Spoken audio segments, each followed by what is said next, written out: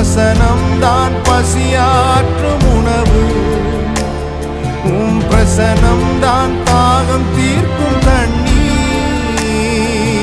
நீரே என் வெளிச்சமும் மீட்புமானி, நீரே என் ஜீவனின் பலனானி. நீரே என் வெளிச்சமும் மீட்புமானி, நீரே என் ஜீவனின் பலனானி. நானும் அபிஷேக ஒலிவமரம், மாலயத்தில் நடப்பட்டவன், சமூகத்தில் வாழ்கின்றவன், அன்பையே நம்புபவன்.